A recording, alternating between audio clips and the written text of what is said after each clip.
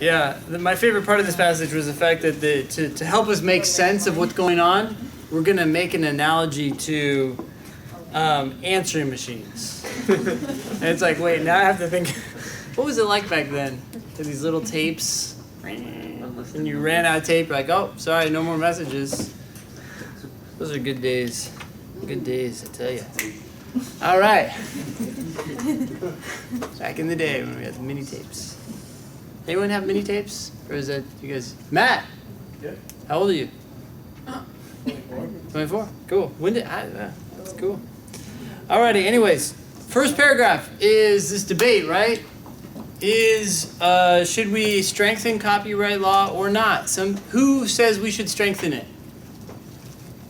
Our opponents. Our opponents? You're taking this very personally.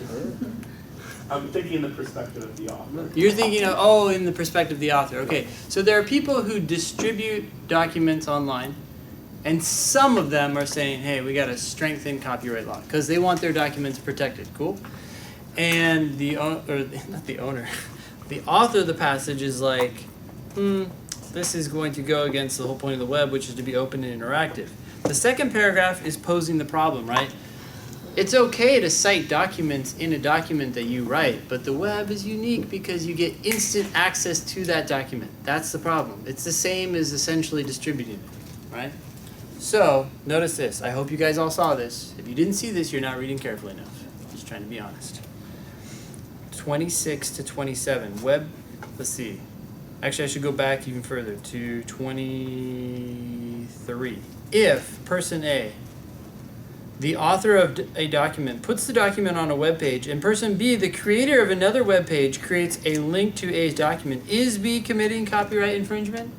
When reading passage authors pose questions, that's often like a big red flag. That's like, oh, this sounds like this is going to be the main point. Not the question itself, but the question is going to be answered, and the answer to that question is going to be the main point of the passage, right? So when they ask a question, unless they quickly answer it and then move on to something else, I expect that to be the main point of the passage. So I was like, ooh, a question. Is B committing copyright infringement? Okay.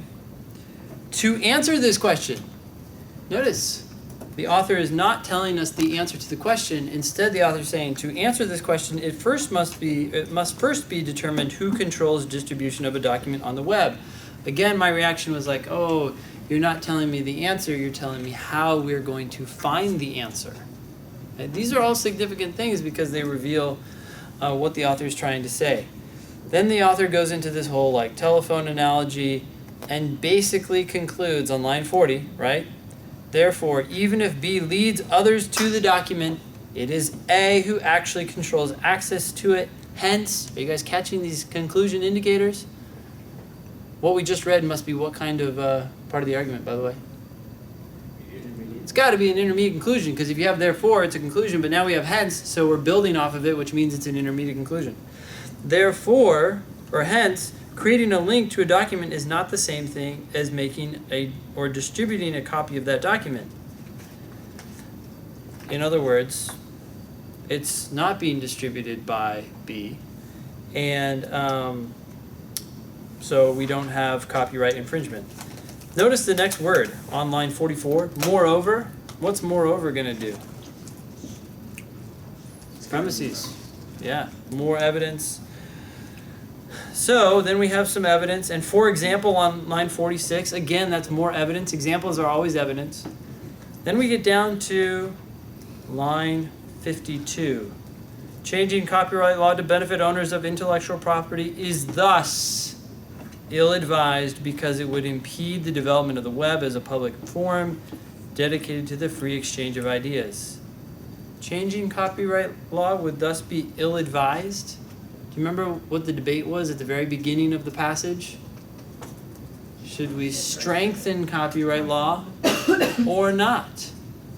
And then we got into this question at the end of the second paragraph, which made the question more focused. Is this person committing copyright infringement? The answer is no. Therefore, we should not strengthen copyright law. Plus, people can password protect, right? They have this alternative solution if they really want to protect their document. Okay, so what I did when I got to the last sentence is I wrote, I'll just show you.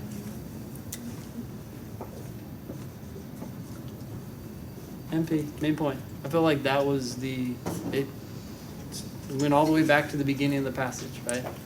Sometimes, by the way, I will be writing in the passage, I'll be reading, if this is the passage, I'll be like, oh, this sounds like the main point. And then I'll realize, like right here, I'm like, oh, no, this is actually the main point. I'll just cross it out. Just doesn't matter. Just like, oh, I think that's the main point, that's my prediction.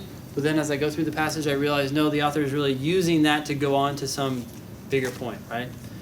If you're predicting, though, or you're thinking, oh, this sounds like where the main point is being discussed, it shows that you're actively engaged in trying to figure out not only what each sentence means, but what it means in the passage as a whole, right? The goal here is always to figure out how the sentences relate to each other, not just what they mean on an individual basis.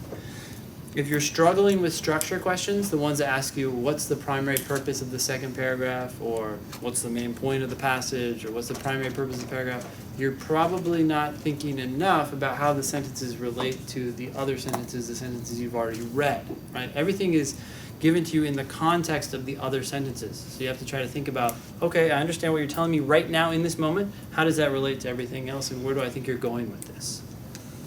Any questions, comments, donations?